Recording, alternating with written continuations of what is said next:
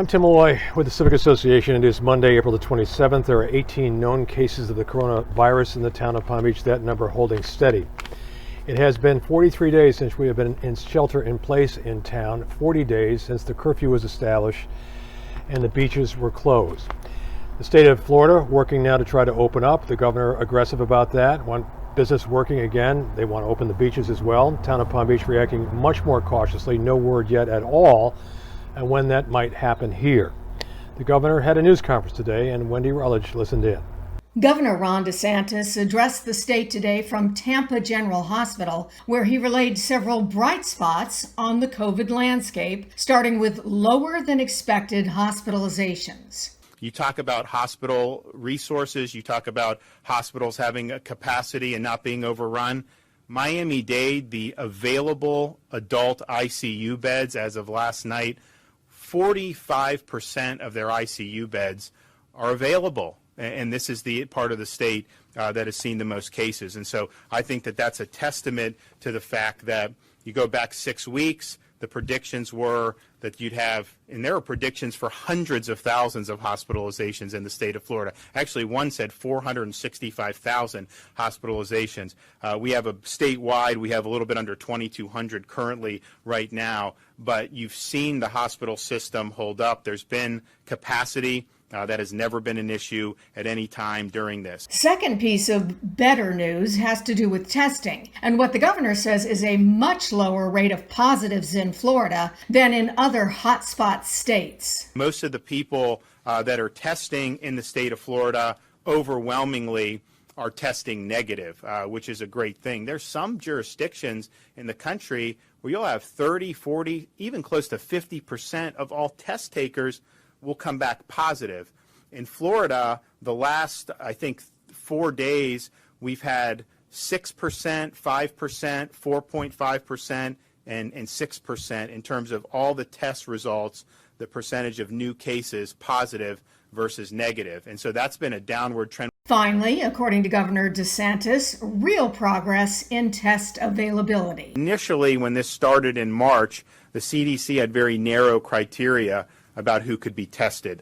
And just it's important for people to know those days are gone. That's the past. You have access to testing. If you're somebody that wants to get tested, you have the ability to do it. Drive-through testing sites are open to anyone with symptoms or who believes they may have been exposed to the virus. Look for walk-up testing sites to offer screening for those who do not have access to a car. The governor has lifted restrictions on pharmacies, so Walgreens and CVS may decide to offer COVID-19 testing. And May 1st, a huge shipment of antibody tests will be distributed throughout the state. So if you think you may have had the virus, you'll be able to find out if your body has built antibodies to COVID-19. The rare cold front blew in on this warmest of winters yesterday, and it caused some problems. Winds gusting to 50 miles an hour tore across South Florida. There was some uprooting of trees. There was minor flooding. There was also hail, marble size, clattering on cars and our rooftops. Power was lost to a good portion of the north end of the island. Those without undergrounding, of course, were most affected. The outages lasted for up to 5 hours. There will be considerable cleanup today, but no noticeable damage. We have had an extremely warm winter. Today dawned clear and not nearly as humid. The huge town marina renovation project is about to kick off, and a lot of people have a lot to say about it, some negative, some positive. Wendy Rutledge has more on what you might learn in the coming days.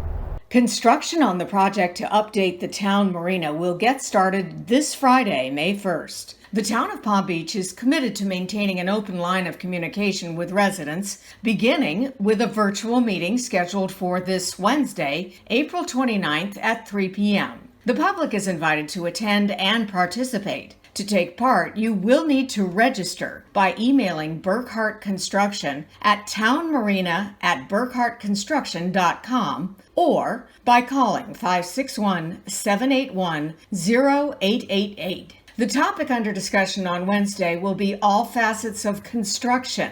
The meeting will not address issues related to Lake Drive Park improvements or South Lake Drive. As you may know, we've been doing a series of stories over the last 6 weeks now about people stepping up locally to help people who are in need, whose lives are devastated by the coronavirus. some losing jobs, some may even go hungry.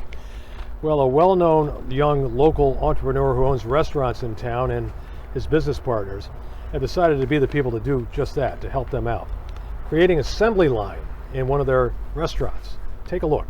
Grotto, a booming on and off-season West Palm Beach restaurant, has been transformed into a lifeline to those who have lost their jobs and are struggling.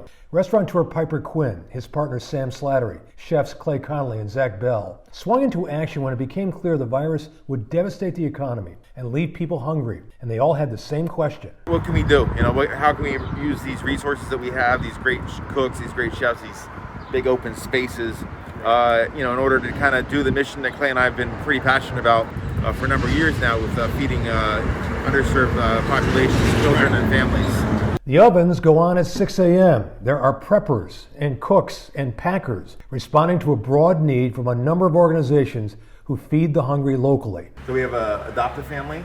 This is the Guatemala Maya Center. Additionally, St. Paul de Vincent and Hands Together for Haiti is working with them. Flippany, Place of Hope, Boys and Girls Club, and some other kind of wish list ones that are working. And these are all agencies that distribute the food that you prepare? Correct. The screening of the people who work here, very thorough. Temperature taken, health signs checked, so it's extremely pristine in here. Only a certain number of people working at one time, not a big crowd here. And donations are a huge part of this. This came in from Topo Chico, mineral water. It's a donation, and it'll be distributed out into the community as well. Generous donors provided large cooking equipment and the food. The rest left up to a bunch of guys who normally run popular restaurants in town, and are now churning out military-style good food for people who really need it. When you have this kind of like manpower and you have these abilities, you just can't sit around, you have to kind of spread your strengths with the people that don't have the access. Coming up this week on Thursday, the 30th of April, is the Palm Beach Civic Association's annual virtual meeting. While we won't be gathering with you at the Flagler Museum this year, we will bring you our meeting online to the comfort of your home. A link will be provided to you by email later this week. The agenda includes a message from Chairman Bob Wright, announcements of the Town Beautification Award, Raymond J. Kunkel Awards, and the inaugural Wright Award, the introduction of 5 new directors, and acceptance of our 2020-2021 Board and Executive Committee, and bylaws revisions approved by our directors, followed by a message from President Mary Robison and a State of the Town address from Mayor Gail Caniglio. Plan to tune in on Thursday, April the 30th at 10 a.m. As mentioned at the top, Florida moving ahead toward loosening things up a bit. Right now, the town of Palm Beach is weighing all options. They're looking at the clock, looking at the days ticking ahead, but there are no specific moves yet to open beaches, to loosen restrictions. They're still encouraging social distancing. We all are. I'm on my property, otherwise I'd be wearing a face mask, but you should whenever you are outside anywhere near anybody. So again, we wish you well. We'll be checking in from time to time, and we finish as always with a look at the beautiful Atlantic Ocean.